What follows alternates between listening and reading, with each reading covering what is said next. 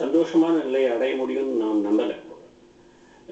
ஏன்னா இது வந்து ஒரு இன்டர்நேஷ்னல் ப்ரெஷர், ஒரு ஒரு அணு மின் உலைகள் இருக்க வேண்டும் என்பதற்காக ஒரு இன்டர்நேஷ்னல் ப்ரெஷரே இருக்கிற ஒரு காலகட்டத்தில் இன்றைக்கு போராடும் மக்களை சமாதானப்படுத்தும் விதமாக ஒரு சில டோக்கன் நடவடிக்கைகள் எடுத்தால் மட்டுமே ஒரு பெரிய பாலிசி சேஞ்ச் வந்துடும்னு நான் நம்பலை.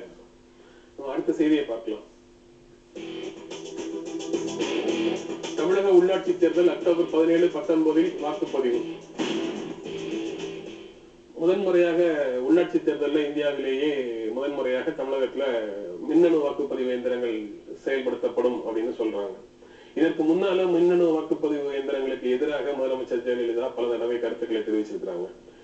இன்று இந்த அறிவிப்பை எப்படி ஏற்றுக்கோங்க? அவர்கள் தோல்வி அடையும் போதுதானே எதிர்த்தார்கள், வெற்றி அடையும் போது அதை எதிர்க்கவில்லையே. ஸோ எது யாருக்கு எது வசதியோ அதை அப்ப பேசுவாங்க. அரசியல்வாதிகளுடைய பேச்சு. இந்த தேர்தல் நியாயமாக நடைபெறாது அப்படின்னு சொல்லி ஒரு அச்ச உணர்வை, ஒரு சந்தேகத்தை திராவிட முன்னேற்ற கழகம் வெளிப்படுத்தி கொண்டே இருக்கு. நீங்க அதை எப்படி பாக்குறீங்க? இல்ல, தேர்தல் நியாயமா நடக்கணும் அப்படின்றதான் எதிர்பார்க்கிறோம். அதுக்காக தான் நாங்க முயற்சி பண்றோம். பட் தேர்தல் நியாயமா நடக்கணும் அப்படின்றதான் எதிர்பார்ப்போம். அது கடந்த கால அனுபவத்திலிருந்து அல்லது அவருடைய எக்ஸ்பீரியன்ஸ்ல இருந்து, சொந்த அனுபவத்திலிருந்து கூட அது சொல்லலாம். அடுத்த செய்தியை பார்க்கலாம். பிரதமர் பதவிக்கு போட்டி இல்லை, அத்வானி அறிவிப்பு. 2014 வரப்போற ஒரு நாடாளுமன்ற தேர்தலுக்கு பாரதிய ஜனதா கட்சிக்குள்ள இப்பவே பிரதமர் வேட்பாளரை பற்றி பேச வேண்டிய அவசியம் என்ன இருக்கு? நிச்சயமாக அவசியம் எதுவும் இல்லை. அவர்கள் என்ன நினைக்கிறார்கள் என்றால், நாடாளுமன்ற தேர்தலுக்கு இடைத்தேர்தல் வருமோ என்று ஒரு நம்பிக்கை இருக்கிறது. அந்த மாதிரி ஒரு நம்பிக்கையை இந்த யூபிஏ கவர்மெண்ட் நிறையவும் கொடுத்திருக்கிறது, கொடுத்து கொண்டே இருக்கிறது. ஸோ அவங்களுக்கு ஒரு இதை பற்றி ஒரு டிஸ்கஷனுக்கு அவசியம் அப்படின்னு அவங்களுக்கு தோன்றது. 2014 நினைச்சீங்களா? அவசியம் இல்லை. நாடாளுமன்ற ஜனநாயக அடிப்படையில தேர்ந்தெடுக்கப்பட்ட எம்பிக்கள் பிரதமரை தேர்வு செய்வார்கள். யாருக்கு பெரும்பான்மை இருக்கோ அவங்க தேர்வு செய்வாங்க. ஏதோ அதிபர் தேர்தல் நடக்கிறது மாதிரி ராகுல் காந்தி வர்சஸ் அத்வானி அல்லது ராகுல் காந்தி வர்சஸ் நரேந்திர மோடி போன்ற விவாதங்கள் நாட்டில் இப்ப நடக்கிறது அவசியமான ஒண்ணா? அது சரியானதானா? இது இப்ப மட்டும் நடக்கல, தொடர்ந்து நடந்து கொண்டு இருக்கக்கூடிய ஒரு பிரச்சனையை தான். நபர்களை முன்னிறுத்தி தான் இங்க அரசியல் பார்க்கப்படுகிறது, கொள்கைகளை முன்னிறுத்தி பார்க்கப்படுவது இல்லை.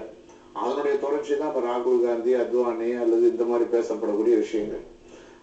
அதுவும் கூட பிஜேபியில கூட இப்ப பிரதமரை பற்றி பேசுவது என்பது அந்த கட்சிக்குள்ள இருக்கக்கூடிய குழப்பத்தை வெளிப்படுத்துகிறது. இடைத்தேர்தல் கூட அவங்க எதிர்பார்க்கிற ஒன்று. நாட்டில் அது யதார்த்தமான சூழ்நிலை இல்லாட்டாலும் எதிர்பார்க்கிறார்கள். அந்த அமைப்புக்குள்ள இருக்கக்கூடிய குழப்பங்களின் வெளிப்பாடு தான் யார் பிரதமர் என்பது இப்பொழுதே ஆரம்பித்திருப்பது. அடுத்த செய்தியை பார்க்கலாம். பிரணாப் கடிதம் எதிரொலி, ப. சிதம்பரம் பதவி விலக எதிர்கட்சிகள் கோரிக்கை. பிரதமரை விட்டுட்டு ஏன் சிதம்பரத்தை குறிவைக்குது எதிர்கட்சிகள்? ஏன் சிதம்பரத்தை குறிவைக்கிறது என்றால், இந்த ஒரு பர்டிகுலர் மேட்டர்ல சுப்பிரமணியம் சுவாமி ஒரு விஷயங்களை ரொம்ப நாளா சொல்லிக் கொண்டிருக்கிறார். இது மிஸ்டர் ராஜாவும் மிஸ்டர் சிதம்பரமும் சேர்ந்து எடுத்த முடிவுதான் இந்த ஸ்பெக்ட்ரம் பிரைசிங் அப்படின்னு அவர் சொல்லிக்கொண்டே இருக்கிறார். இதை உறுதிப்படுத்தும் விதமாகவோ இல்லை ஊர்ஜிதப்படுத்தும் விதமாகவோ ஒரு பிரணாப் முகர்ஜியோட நோட் ஒன்று நேற்று வெளியிட்டிருக்கிறார்கள். இது அவர்களுக்கு கிடைத்தால் மெல்லத்தானே செய்வார்கள். அதாவது 2001 இருக்கக்கூடிய விலையை வைத்து ஸ்பெக்ட்ரம் ஒதுக்கீட்டை விலை நிர்ணயம் செய்யலாம் அப்படின்னு சொல்லி ஏல முறையை நிராகரித்து ஒரு முடிவு எடுப்பதற்கு அன்றைய நிதியமைச்சர் சிதம்பரமும் உடந்தையாக இருந்ததாக இன்று பரவலாக எல்லா செய்திகளிலையும் செய்தி இருக்கு. ஏல முறையை பரிந்துரைத்த பிறகும் எதற்காக அதை நிராகரிக்கிற முடிவுக்கு அரசு வருது?